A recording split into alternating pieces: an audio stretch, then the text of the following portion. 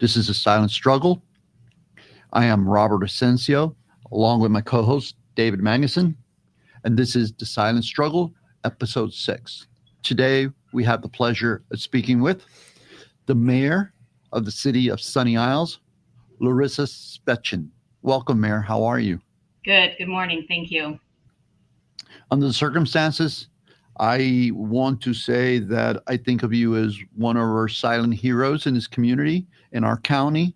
You are the mayor of the city of Sunny Isles, and you have a large population of Jewish community, as well as the Ukrainian residents, former residents. And you have been hit twice by what's going on in that region of the world. Yes. We want to talk about basically what has been the impact on your community as we've been working on this series to discuss and explore not just mental health, but the silent struggle that many in our community are going through and the resources that are available to them, as well as how is it manifesting itself. What do you think, David? Why don't we get into it? Let's do it. Mayor, we turn it over to you. So, that's a lot that you're asking. I will say that it's regrettably very similar to when the war broke out in Ukraine. You have the challenge of so many challenges, but mental health. But it's not just access to mental health. It's access to mental health in a way that works for our community, right? And I think we spoke about this before.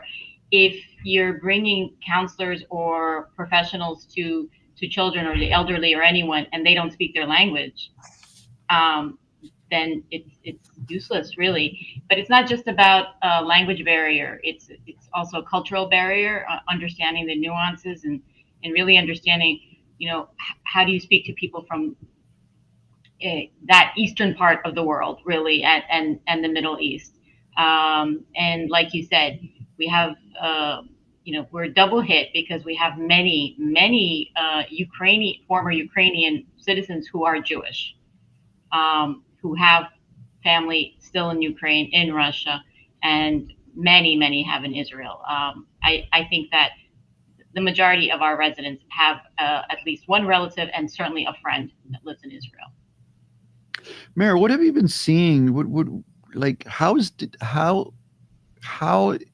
the conditions of the war and the violence and everything back in their homelands affecting your community? I would think that it's weighing heavy on the members of the community. What are their stories? What are they sharing with you?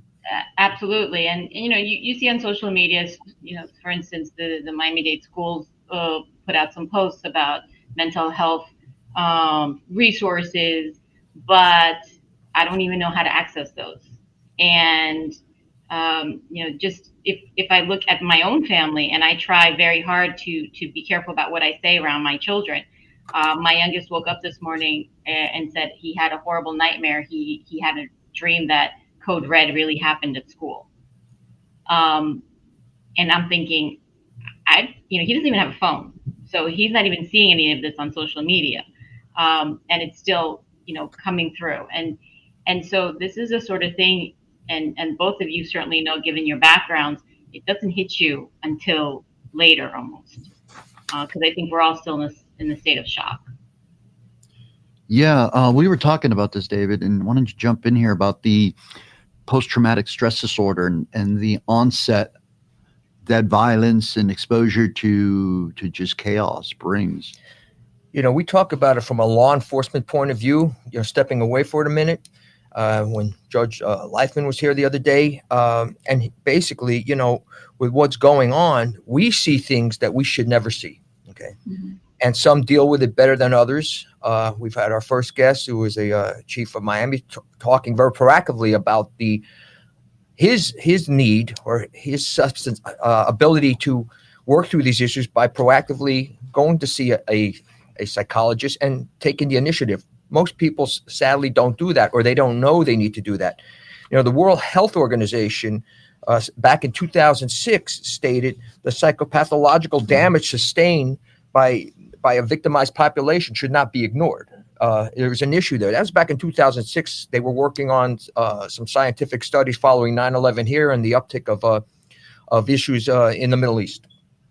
That being said, with the post PTSD, it's known right now. As a matter of fact, with the PTSD, you don't have to be there right there. It's something that it can affect you just by witnessing it, and it doesn't have to be sight particularly. There's something called generational trauma, and that goes back. You can use the Holocaust as an example. People today might not have been there at the time, but the trauma that was handed down, the stories that were told, affect them. Same thing would happen right now. You have people in this nation and their family, whether it be in Ukraine, whether it be in Israel, it's affecting the people that are here. Yeah. And it gets progressively worse. Is that what you call vicariously? Mary, you were talking about this, right? You were talking about the vicarious effect, right? Where somebody's here, a relative is here, and your family members or friends or people from your community are in the theater of war, and they're experiencing the effects, psychological, physical, emotional effects here locally. Is that what you're seeing up there? Oh, absolutely. And, it's not just vicariously. And to your point, David, which is a very good point, the generational trauma is not, it is understood that it actually passes on without even sharing the stories. And if you have people, and we do, that are Holocaust survivors, and then were able to flee, and then they now are having to listen to this, or those that fled the former Soviet Union and have been in Israel, because many moved to Israel first and then moved here. And then I think of that elderly man that when I was in Hungary helping those Ukrainian Jews immigrate to Israel, right? We were bringing them to someplace safe. And I thought to myself, looking at his birth date, he was born at the time of World War II. He was a little boy, so he would have definitely remembered it. And he's dealing with the trauma of that, compounded by the trauma of the persecution during Soviet times, the war in Ukraine. And now I'm thinking about him in Israel. All those things connect us. And I don't know what's happening to him right now, but I can certainly understand how I can feel it. And I think that we all collectively feel it, whether it happened to us personally or not. There's a lot of very complicated things that are happening at the same time. And yeah, that it will become apparent in the weeks and months to come. As a historian too, stepping aside from this a second, it's still going on with the Japanese American population on the West Coast, or where they have a predominance based on what took place in 1942 when they were put in internment camps. You were talking second generation Americans, Nisei, and so that is a very real fact for anybody that's been traumatized. Any group of people, you can take it down to the lowest level, a crime victim. It's just something that happens. This is on a much grander scale now.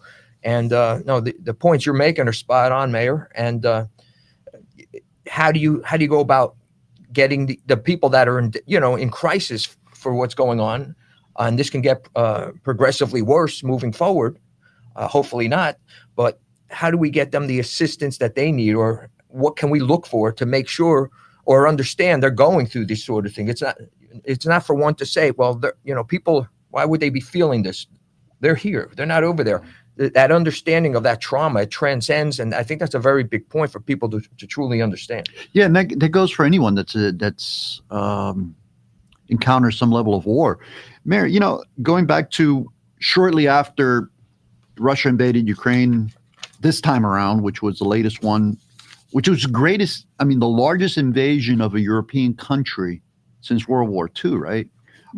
January 24th, 2022, you joined us, and then shortly after, we were able to speak to a lady who had immigrated to the U.S. from Ukraine, where I believe her name is Olga, where her children were outside in the yard as the tanks were rolling and bombing. How are they doing? Well, the last time I spoke to them, they're doing great. The kids have grown. literally the older boy that was much short. He's like ahead of me, very tall. They speak English fluently as I thought they would. But emotionally, I don't know. I don't know, and when we talked about this before, this culture does not accept mental health as as an illness or a sickness. If you go to see a mental health professional, you're considered crazy. And so they learn to cope, I'm sure, just like so many of us. But just I can't imagine, and I can't imagine how they're feeling right now. Understand, seeing that this is happening again. As a little kid, if that's your memory, it seems like there's always a war, and that is an unimaginable reality to have to grow up in. The triggers, right? The Absolutely. PTSD. NIH, the National Institute of Health, estimates that about 20% of the population across the U.S. has some level of PTS or has an PTSD type episode. Doesn't mean that they're diagnosed. It just means that they have some type of episodes. Can you imagine somebody who comes from a war zone? And now we have the Jewish community as well, and those that are in the Gaza will be experiencing these types of severe impacted emotional wellness battles. So here we discuss the destigmatizing mental health. And what you just said is not just the example you just gave is not just relegated to the Ukrainian community. I think the Latinos, we suffer from it quite a bit, where our culture is not that accepting of mental health, recognition of mental health. And that's what we want to share with our community, is that there's help available. You don't have to struggle alone. You don't have to be alone. You're not struggling alone, that we can help you get through it. And statistics show that the majority of people who have PTSD can live productive lives if they learn how to deal with it. I think that's where you were going with Manny Morales, right? The chief. Correct. Also, the recovery rate, as we've learned, is far greater than it would be for something like cardiovascular issues, diabetic issues. It's being able to come forward and get that assistance. What you're going to see here, if not already, and I'm talking about here in the communities, is an elevation of stress, anxiety, depression. Those are probably the three main fold right there. And each one, you can work with stress, but the other two, certainly, if they don't get treated, it's going to get progressively worse. And now, even what's going on there's an added fear component now, locally, statewide, across the nation, because of continued threats. And so that stress and anxiety, depression can be magnified. It's an interesting paradigm right now, but it does call for the ability to get the assistance you need. There's added fear. Getting the assistance is, and it may differ from backgrounds, but it's not a weakness, it's a strength. You mentioned something, Mayor, before. You used the word social media. And as much as the social media can be good, it's a double-edged sword in my estimation.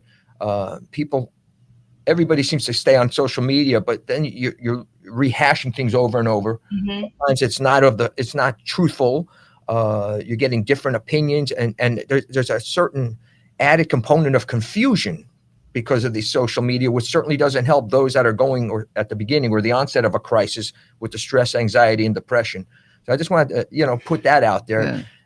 It's a good thing, social media, and by the same token, it's not such a good thing. So, Mayor, I want to ask you a couple questions about, with every catastrophic incident or any type of disaster incident, we'll call it that, for lack of a better term, you have this outpouring of elected officials coming out and meeting with the community.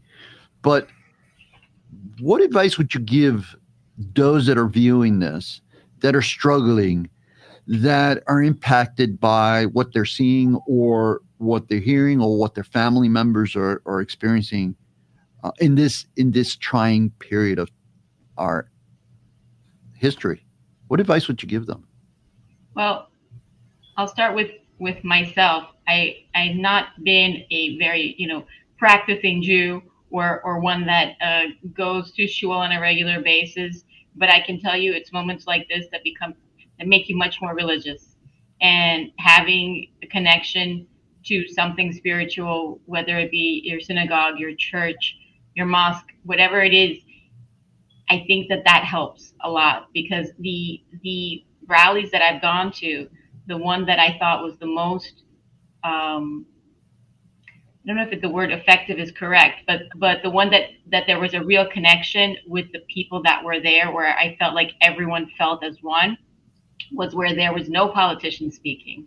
It was just the rabbis in the community talking about how important it is to stick together as a community, not just as a Jewish community, but as a community as a whole.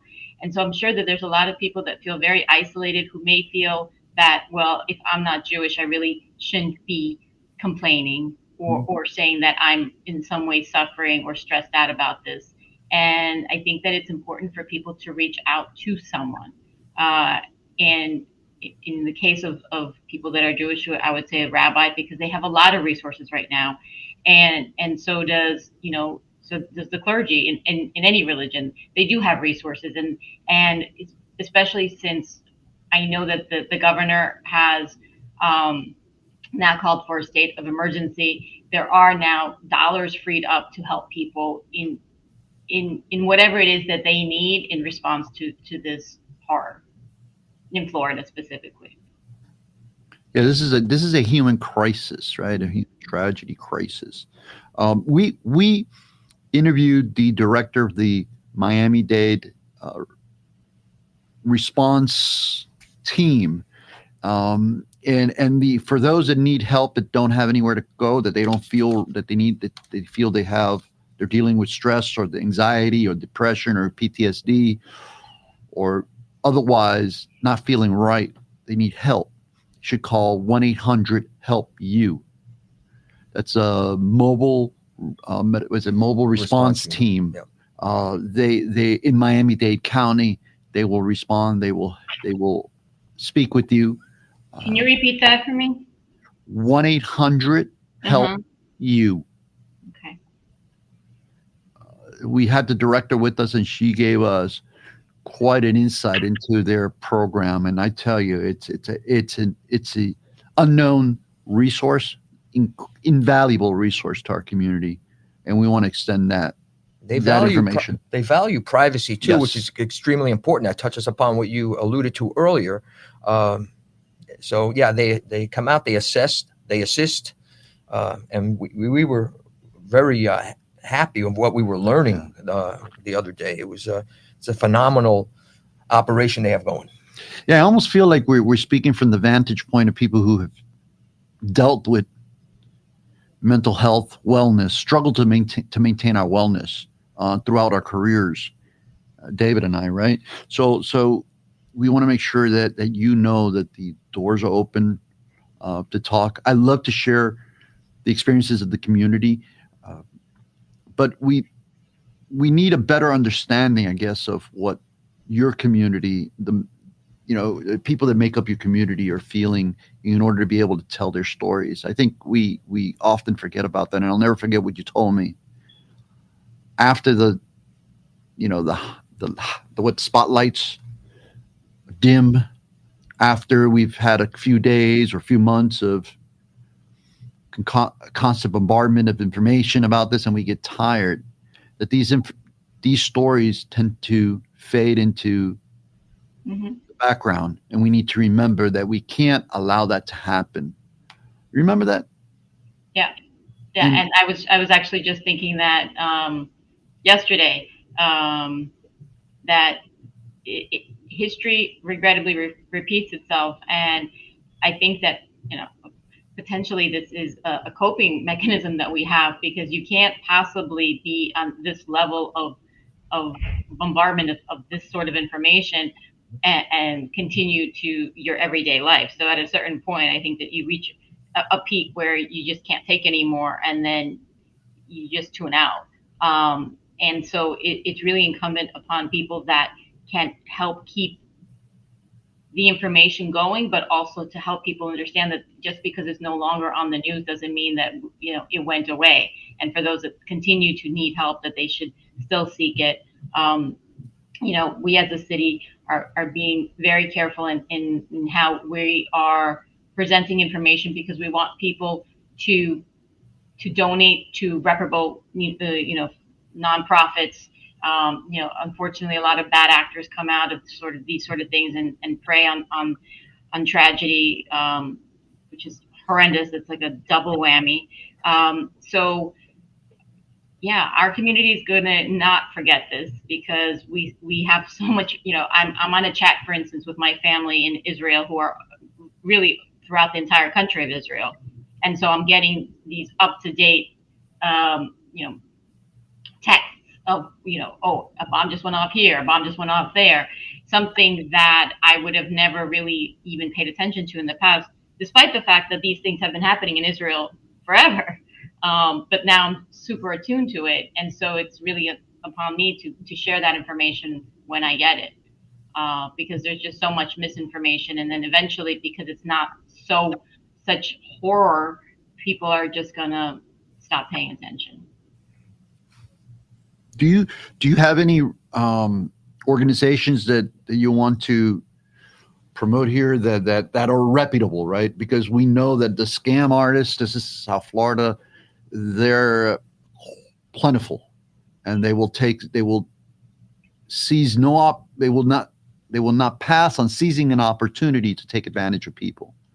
Yeah, the two that come to mind are the Greater Miami Jewish Federation and Jewish Community Services.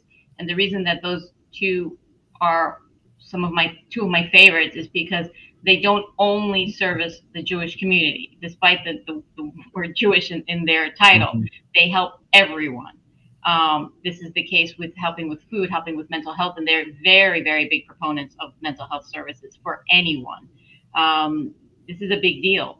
Another one that comes to mind is Hasdala, and this is an ambulance. I guess you would call it service. These are all volunteers that have been highly trained. And if you are in a state of emergency, this is mostly a health emergency, they will come to your home, and you don't have to be Jewish. And they will help you. So those three, I would say, are the primary ones: Greater Miami Jewish Federation, Jewish Community Services, and Hazala. Thoughts? I mean, these are sound words. This is where you can get the assistance you need. Reach out. But I think the watchword here is reach out as certainly as needed. Again, with what's going on right now, the one thing you don't know at this point is when it's going to subside or if it's going to intensify. So those people that are in or that crisis mode, there's avenues to go down, to perhaps lessen what they're going through. And hopefully, the sound words of the mayor will go a long way and set them on that course. It's a tough time. Yeah, I'm going to be more of a pessimistic today. I'm usually an optimist. I don't think that this is going to die down anytime soon. We have, again, the war in Ukraine continues to rage on. We need to be cognizant of that. We need to also be cognizant of what's going on in the Middle East and what's going to happen in our country, right? What are the consequential acts that we don't know what's going to happen, right? But they will happen. If there was a time to remain united, this is it. Find unity in cause and commonality of humanity. This is it. Mayor, we have about 5 minutes in this segment, because I think that what I like to do, since we're running the series, I like to discuss with you more, coordinate with you more on this topic of mental health and wellness moving forward, because you're an invaluable voice to our community. You're an invaluable aid to our community. But right now, while we have you here on the show, in the here and the now, give us some words of wisdom from your point of what's going on. What do we have to look forward to? And how can the community help you and your city moving forward? I think one of the biggest dangers that we have is fear.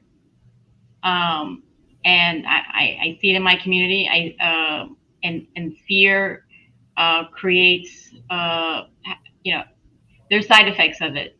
People do crazy things when they're scared. And one of the things that I noticed is people are either afraid to speak about this because they're afraid to say the wrong thing and ask the wrong questions. And there are Jewish people that are afraid to be recognized as Jewish. And so we're all kind of in this high, tense, stress level mode. I think that we need to talk to each other, and we need to be patient with each other, and accept the fact that sometimes people may ask questions or say things that you would normally find offensive or misunderstand. And patience and understanding that we all come from the same place. We may look a little different, we may pray a little different, we may speak different languages, but we are ultimately connected. And I see that in my community, February 22nd, and I see it, now October 7th. I think we probably have more languages in one, 2 square miles than anywhere else, and potentially than the entire United States. And we're able to keep it together because we understand that our differences make us stronger. Yeah, no doubt. Strong words, very, very heartfelt. Sunny Isles is a melting pot. It is a microcosm of everything of Ellis Island, of the statue. It really is. It's a microcosm. And good people, or kindness, transcends all races, religion. Good people are good people. I will say this, Mayor, as a Jew myself and a proud Jew, may your Shabbat be one of immense pride. And I certainly appreciate the words of wisdom I heard from you. Yeah. Thank you.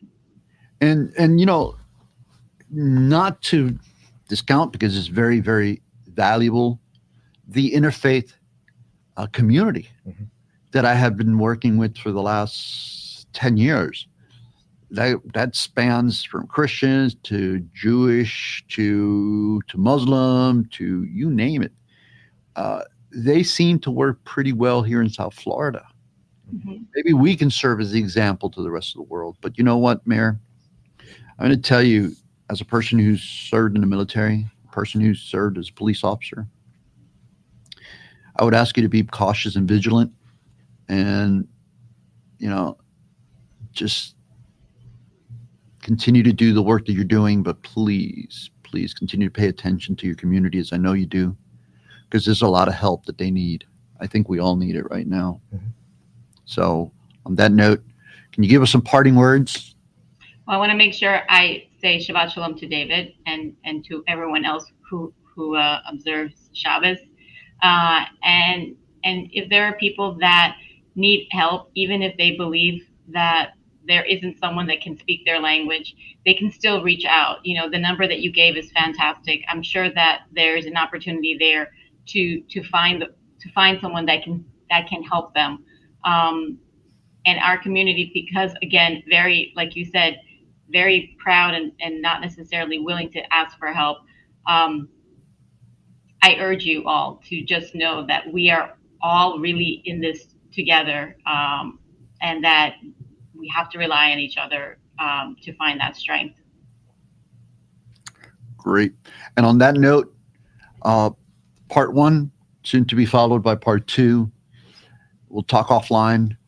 To those of you who joined us, thank you. We can't thank you enough. We've been speaking with the mayor of the city of Sunny Isles, Larisa Svechin. I got that right this time. She is one of the silent heroes in this county, has been dealing with catastrophic effects of war in her city for the last better part of a year now, 2 years. So our hearts and prayers go out to you. To the Millers, thank you so much. Andres Pena, our producer behind the scenes, thank you. Drop us a line. Let us know what you think. We'll see you in the next time.